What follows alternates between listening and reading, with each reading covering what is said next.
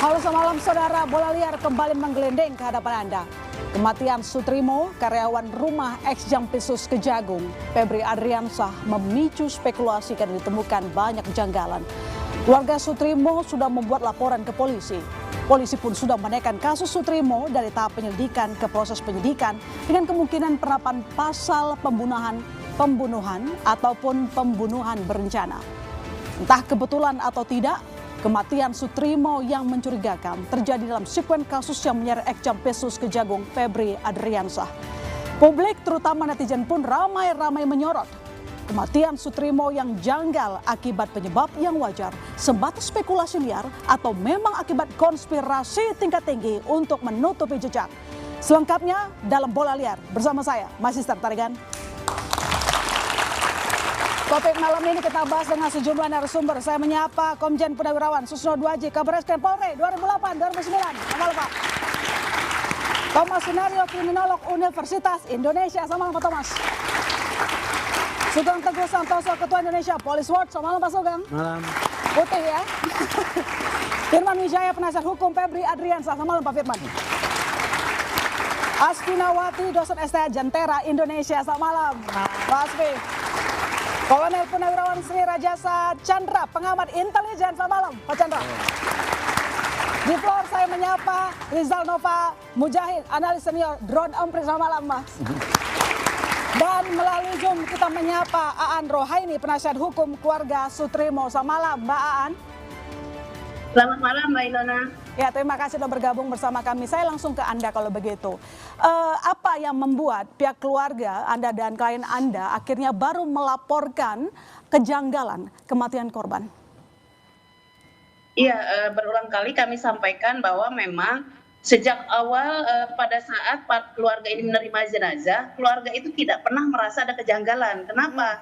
Karena memang di dalam surat-surat yang pada saat orang yang pernah menelpon itu mengabarkan kematian juga menyampaikannya karena sakit, yaitu sakit gula. Betul bahwa keluarga mengetahui Sutrimo itu pernah sakit gula, begitu kan? Lalu juga pada saat pengantaran jenazah, yang mengantar jenazah juga menyampaikan alasan kematian yang sama. Kemudian begitu melihat surat-surat juga tidak ada yang janggal. Nah, karena pihak keluarga ini kan tidak pernah punya pengalaman dengan surat-surat dari dokter, begitu kan? Yang dia terima yaitu yang dia percaya, begitu kan? Seperti itu. Namun kemudian beberapa hari kejanggalan itu kan sebenarnya mulai jujur saja ketika misalnya ramai di media massa. Banyak berita-berita yang menyampaikan bahwa Sutrimo itu ditemukan dengan mulut dan hidung berbusa. Keluarga mulai bertanya-tanya, begitu kan? Ini benar apa tidak seperti itu. Lalu kemudian keluarga juga ingat bahwa tadinya kan ada barang-barang milik Sutrimo yang memang belum dikembalikan, ya, yaitu HP, dompet dan lain-lain tidak dikembalikan.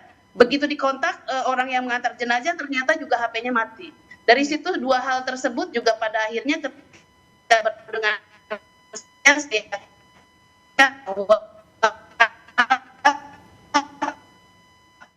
Oke, nanti saya sambung lagi ke Anda, Mbak Aan. Sepertinya ada masalah teknis. Mbak Asvin, ekshumasi dilakukan setelah 20 hari pasca pemakaman. Apakah ini justru akan membuka terang benderang kasusnya misteri kematian Sutrimo? Ya, pertama sebetulnya kalau saya dengar tadi sebagian ya, belum semua ya, memang agak mencurigakan ya. Tapi tentu saja selain mencurigakan kita perlu mendapatkan bukti-bukti dan saya pikir penggalian tadi jenazah, pemeriksaan forensik itu bagus sekali. Cuma yang saya khawatirkan di Indonesia, saya nggak tahu zaman sekarang ini ya, ada presiden bahwa pemeriksaan-pemeriksaan seperti itu hasilnya bisa dipalsukan atau hilang. Misalnya kasus yang belum terungkap, kasus Udin, kasus Marsinah, bahkan sudah dibawa ke pengadilan ternyata bukan itu, gitu kan, sampai ke Mahkamah Agung. Kemudian ada kasus Munir, kasus Novel Baswedan, barang bukti bisa hilang. Saya sebetulnya mengkhawatirkan jangan-jangan kalau publik tidak memantau ini, tidak mengawasi, maka proses-proses seperti ini akan hanya menjadi alat untuk mengatakan tidak ada apa-apa. Gitu. Oke, coba saya ke Mas Nova dulu. Saya mau undang Anda untuk memberikan data sentimen publik terhadap kasus Sutrimo. Silakan naik ke atas panggung, Mas Nova. Apa yang selama ini jadi perbincangan netizen? Bagaimana mereka melihat, menganalisa atas misteri tewasnya kematian Sutrimo. Silakan Mas Nova, teman-teman silakan disampaikan presentasi dari Mas Nova. Baik, dalam pengamatan kami sejak 23 Juli, artinya sejak Pak Sutrimo meninggal, wafat gitu, total percakapan tentang Pak Sutrimo, total postnya itu mencapai 10.000. Ini bukan angka yang sedikit, tetapi kalau kita lihat yang lebih menarik adalah total engagementnya. Setiap postnya berapa kali dia direspon oleh publik kayak gitu. Itu totalnya sudah sampai mencapai 28 juta engagement. Artinya sangat tinggi sekali respon publik atau interest publik atas isu ini. Dan kalau kita lihat bagaimana sih, pada kanal apa sih yang engagement paling tinggi, itu akan kelihatan tadi itu ada di 2 kanal utama, ialah TikTok dan Instagram. Jadi meskipun produksi postnya tidak tinggi, tetapi mereka mendapatkan engagement paling tinggi. Lalu tadi sudah disinggung tentang ekshumasi. Ekshumasi itu sebenarnya sudah disampaikan oleh publik, bahkan dalam bentuk tagar gitu. Setidaknya sejak 3 hari Pak Sutrimo meninggal gitu ya. Itu sudah banyak yang mengatakan ini harusnya tidak segera dikuburkan, tetapi harus ada penelitian lebih lanjut kayak gitu. Ekshumasi itu kemudian tenggelam, lalu muncul lagi di awal-awal Agustus. Dorongan publik untuk melakukan ekshumasi terus disuarakan karena publik rupanya cukup curiga. Cukup curiga. Spekulasi berkembang sangat liar bahwa ini berhubungan dengan kasus di ex Jampitsus dan sebagainya kayak gitu. Lalu kalau kita lihat bagaimana emosi percakapannya, paling besar adalah takut. Takutnya terhadap apa? Takutnya itu terhadap jangan-jangan banyak hal yang disembunyikan atas kematian Pak Sutrimo. Jangan-jangan, jadi takutnya itu karena jangan-jangan. Sekali lagi ini ya, spekulasi. Dan kalau kita lihat di awal sekali, takut itu tinggi di awal perbincangan. Jadi antara tanggal 23 sampai tanggal 29, ketakutan itu cukup tinggi karena dihubungkan dengan kasus Febri. Ini jangan-jangan adalah upaya untuk menyamarkan atau mengaburkan permasalahan itu. Seperti itu. Lalu di ujung, di akhir-akhir, orang kaget, bertanya-tanya, kenapa baru sekarang dilakukan ekshumasi? Padahal percakapan kita sudah kecurigaan publik sudah sejak lama kayak gitu. Nah, lalu kalau kita lihat bagaimana sih peta percakapannya di media sosial, kelihatan kalau percakapan ini didorong oleh beberapa narasi utama. Misalkan tentang yang kuning itu tentang bagaimana proses hukumnya berjalan. Sedangkan yang biru yang di tengah itu berbicara tentang berbagai macam narasi yang disampaikan oleh Pak Febri, ex Jampitsus ya. Ini tidak berhubungan dan sebagainya. Jadi kalau dilihat percakapan cukup besar di situ. Narasi yang membantah atau mengklarifikasi tidak ada hubungannya antara Pak Sutrimo dengan kasus kami kayak gitu. Itu cukup besar. Selain itu, akan tetapi kalau kita lihat yang di bawah itu ada yang warna merah, lalu sedikit ada warna pink. Ini adalah narasi-narasi yang diangkat oleh publik dan menyatakan sedikit kecewa karena proses ekshumasi atau proses terhadap Pak Sutrimo itu harusnya dilakukan lebih awal. Seperti itu. Baik, terima kasih Mas Nova, silakan kembali dulu. Nanti saya mau tanya-tanya lagi ke Anda. Ya, itu merupakan tanggapan perbincangan di publik bahwa misteri kematian dari Sutrimo ini cukup menarik perhatian. Saya coba ke Mas Firman. Ya. Kalau dilihat dari sentimen publik tadi, mereka semua bertanya-tanya atau jangan-jangan ada kaitannya dengan kasus ex Jampitsus Febri Adriansyah. Respon Anda? Ya, jadi kalau mencermati pandangan beliau tadi, ini kan bagian dari legal semiotik dan hermeneutik. Bagaimana memaknai persepsi masyarakat dan sebagainya. Sementara hukum memang memiliki struktur makna dan bahasanya sendiri. Karena kekuatan hukum juga dibangun dari makna bahasa seperti ini. Nah, hanya problemnya sekarang tentu spekulasi dan tapi sebelumnya saya menyampaikan rasa bela sungkawa itu selalu kami suarakan dan itu juga mewakili keluarga kepada Bu Aan, pengacara dari almarhum. Tentu keluarga almarhum memiliki duka yang mendalam terkait kepergian beliau. Dan itu sebenarnya sudah lama juga disampaikan oleh pihak keluarga. Nah, pada sisi yang berikutnya sebenarnya ya dalam pertautan situasi semacam ini, kami tim penasihat hukum, walaupun saya masuk belakangan, melihat mungkin di depan kami ada ahli kriminologi, biasanya hubungan hukum pidana dan kriminologi itu akan saling melengkapi. Kalau hukum pidana itu nanti sasarannya pasal apa, ya, prasangka-prasangka apa yang kemudian didukung oleh fakta, nah tentu kriminologi akan membaca pada aspek yang lain. Nah, misalnya, bagaimana memastikan peristiwa apa sih sebenarnya yang terjadi? Ya, yang kalau dalam kriminologi izin Bang ada causa of death gitu. Seseorang itu bisa dipastikan penyebab kematiannya dan moment of death, kapan kematian itu. Nah, pasti ada ilmu bantu. Pak Jenderal sudah terbiasa juga sebagai Kabariskrim, misalnya daktiloskopi. Ya. Kalau ada kecurigaan menyangkut racun, ada toksiologi. Kami percaya bahwa instrumen-instrumen itu sebenarnya sudah melengkapi di dalam scientific evidence, ya. Jadi maksudnya jangan kait-kaitkan kematian Sutrino dengan kasus Pak Febri? Ya, tentu harapan kami seperti itu. Tetapi kami tetap menghormati prasangka yang muncul itu. Kan, setiap hal peristiwa pasti dimulai oleh prasangka. Tapi prasangka itu kemudian harus berujung kepada fakta. Nah, relasi prasangka dan fakta itu nanti akan memastikan peristiwa apa yang sebenarnya. Bagi klien kami sebenarnya sudah menyampaikan sikap dan pandangannya secara pribadi, tapi itu nanti sajalah. Sekarang menghormati almarhum, keluarga korban dan pengacaranya. Ya, baik. Kira-kira itu. Saya ke Pak Sugeng, sembari kita menunggu hasil ekshumasi. Ini sejumlah kejanggalan yang jadi perbincangan tadi kita disampaikan sentimen negatif publik terhadap kasus kematian ini. Menurut Anda sendiri, apakah ini justru mengarah ke dugaan pembunuhan? Atau sebenarnya itu sebatas spekulasi liar saja, seperti bola liar di sana?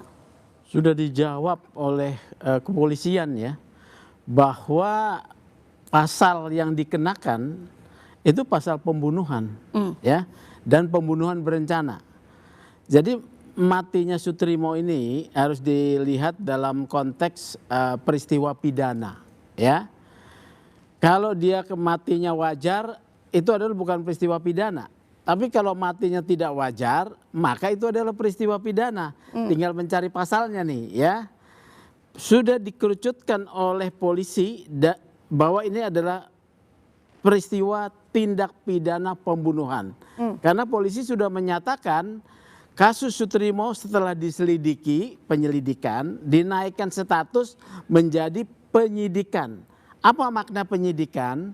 Makna penyidikan dalam hukum adalah bahwa ditemukan cukup alat bukti bahwa telah terjadi peristiwa pidana. Ya, alat bukti tersebut sudah diketahui minimal 2 alat bukti. Tapi polisi penegak hukum biasanya bekerja tidak dengan 2 alat bukti. Dia mencari sebanyak-banyak alat bukti. Artinya sudah ada beberapa alat bukti yang dipegang, termasuk juga tersangkanya menurut Anda? Kalau tersangka belum nih. Karena untuk mencapai tersangka, menjadi kunci adalah ekshumasi ini. Bisa saya jelaskan begini ya. Seorang yang mati bunuh diri itu juga peristiwa pidana. Karena dalam hukum pidana Indonesia, membunuh diri sendiri itu adalah perbuatan pidana. Harus dipahami ya. Tetapi ketika dinaikkan sidik, diperiksa oleh polisi, kemudian terbukti bahwa dia membunuh dirinya sendiri, maka pelakunya adalah dirinya dan kasus dihentikan. Oke, ya. Yang kedua, kalau pembunuhan atas intervensi orang lain, maka ini peristiwa pidana adanya pelaku yang membunuh korban. Nah, menjawab ini konspirasi, ini menarik ya. Maka ekshumasi yang akan ditentukan 3 minggu kemudian, apabila spesimen dari tubuhnya ditemukan katakanlah racun, ya katakanlah ini racun, jenis racun tersebut kemudian diidentifikasi sebagai racun yang harus didapatkan secara khusus, ya, bukan racun yang secara umum bisa didapat, misalnya obat nyamuk, ya, itu racun secara umum tuh. Kalau racunnya itu secara khusus harus diakses dengan kondisi khusus, dugaan kuat berarti intervensi dari pihak ketiga. Ya. Intervensi dari pihak ketiga? Pihak ketiga di luar dirinya Sutrimo, bukan atas keinginan dia. Maka alat bukti yang sudah dihimpun ini polisi, saya menduga kuat sudah mendapatkan informasi, data, fakta, keterangan. Oke. Ya gitu loh ya, maka akan terjawab tuh, ini konspirasi apa bukan.